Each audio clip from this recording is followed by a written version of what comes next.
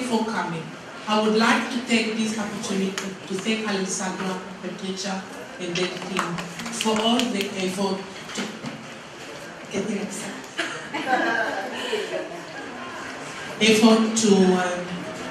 to put this exhibition together and for hanging so beautifully. My thank go also to the African Art Department, to Dr. Barbara Blackman, who worked with me to fund art department to exhibit their complementary collection of African pieces by the Majanga tribe of Kenya. Okay, the talk I'm giving today will be more simple and personal vision of my statement, which I am sure many of you will have read it in. I'm divided into two parts, one dealing with Africa, the other part the land of Israel. The video that you are seeing in the gallery tonight show primarily the African part, but I have brought a couple of books that cover the Israeli part.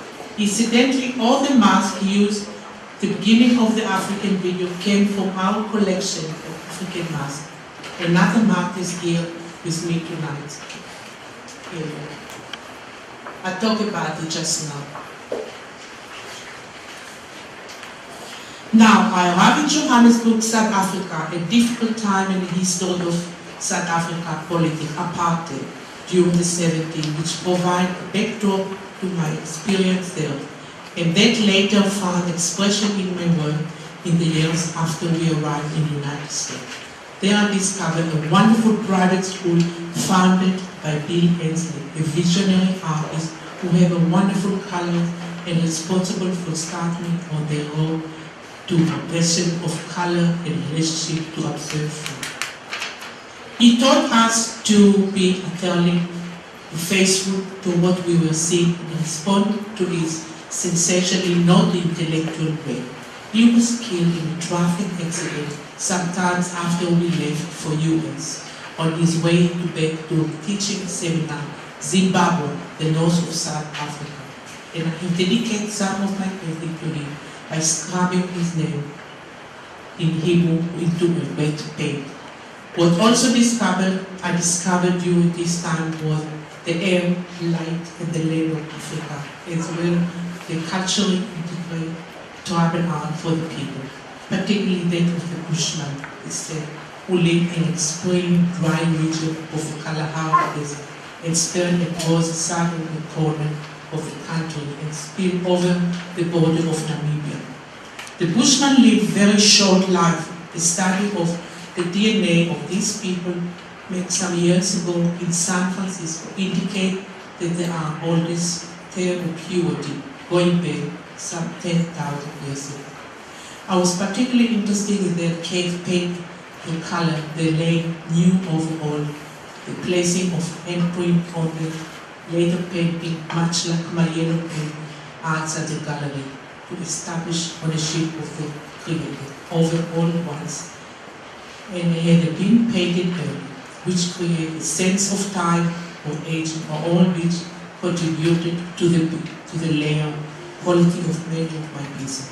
That is a sense of work being repeating over time in additive or erosive process. For color pigment, black was used for talking about the Bushman people, for red, which darkness with age, and mixed with egg, urine, fragment, and fat for ostrich and seal found along the coast of Namibia. Cave painting is the lost art today.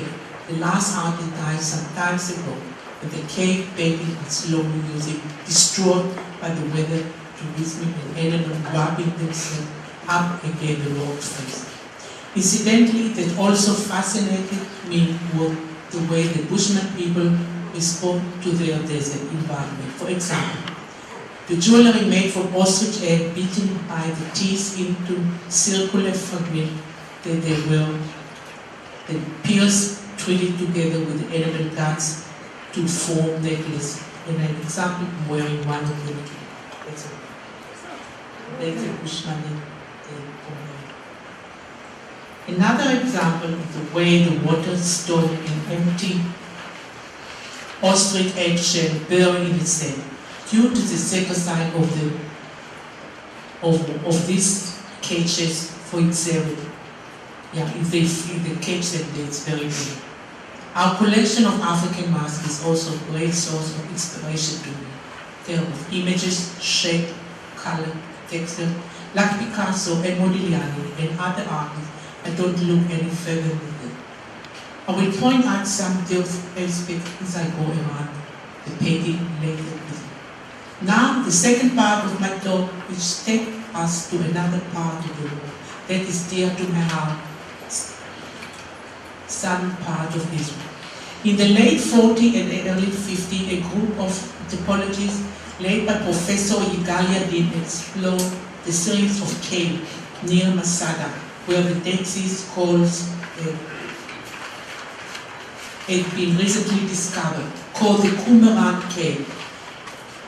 Masada is a very important city to the Jewish history, where besieged population of the village at the top steep cliff committed suicide, ready to submit themselves to the bomb. This camp had already been extremely difficult because of the terrain and the weather of the desert, which is why the content remained hidden for so long.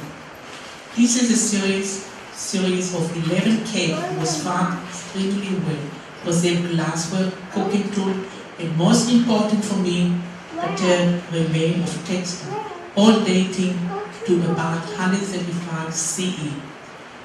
Also about 34 variety of color were found. These textile discs are created with basically the use of only 3 dyes, red, yellow, and blue, taken from plant roots and mineral. These color together with the white and black are what I use in my painting. Because of the similarity, let me show you the book here.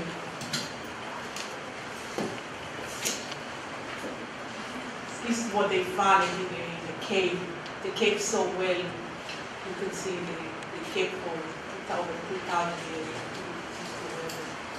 Because of the similarity of these remains of the material used on African masks and Bushman cave painting, I had found link between my Israeli background with all the childhood memory and include the strict talit and robes worn by the member of the religious sect and my African experience and the way to express the connection in the textile hanging, color and material I use. This is of course motivated by whatever I need, particularly painting expressed with something else I would like to encourage on you when I take you around my work. And if anyone have any question, I will answer them, and thank you.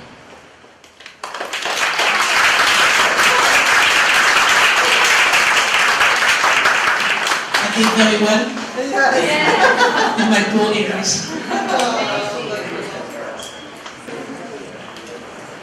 Anybody have any questions about the paintings or the way she works or some of the things that she talked about? Have you been back to Africa since you left? Yes, we went in 1990, but it was very difficult because the government has changed, and for some places it was quite not very pleasant to go. But like I said, I was really lucky to be in school. I live in the city, but there were places out of Johannesburg called Soweto, and there was a lot of killing, shooting, things that nobody knew about it. Then separate the father from the family. It's like you talk about America out in the 50s until the 40s. So I was there, sick gender, some places I couldn't even go. But I don't know, I just walk away. Yeah, please. How long does it typically take for you to complete something like this? And do you ever have projects that you just give up on and like don't feel like? How long take me to do this painting? Yeah. It's 27 years. 27 years. Take a long time to do this because, like I explained in my video, I'm a white person. I don't live in a village. I live in a city life, and I found that when I go into my studio, I'm going to another world. The technique that I'm using is not so simple. I don't use any brushes. I use my hands with a paper towel, and I'm using palette knife, and I create, and I just lay a layer of newspaper, color it between, and I strip them with a palette knife, cut them, and I tear my painting from vibrant to left brain upside down. Yeah, it's a good process. But because I don't want to give flat, I want to give text. I feel like it's like I'm working in clay, it's sculpture.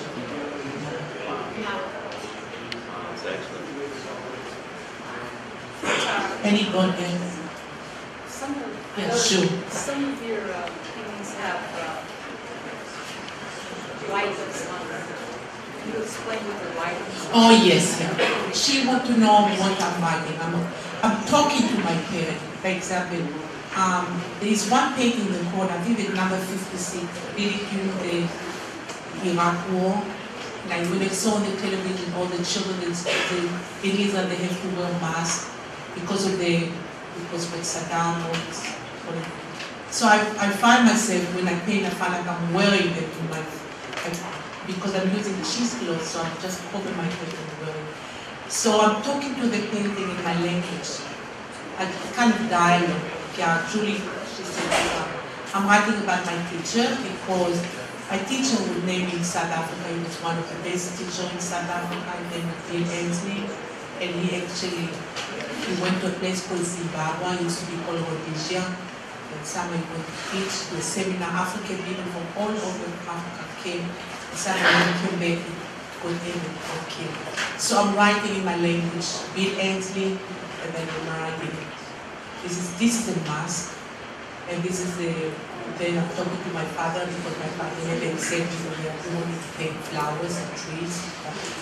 But one more thing I want to say, that I never write something like this without doing before. You can't, it's very difficult to be abstract expression. It's very, very difficult. I used to go to School of Medicine, I used to draw bones and skeletons, I used to draw faces. But when I came to this country, I want to go in Africa with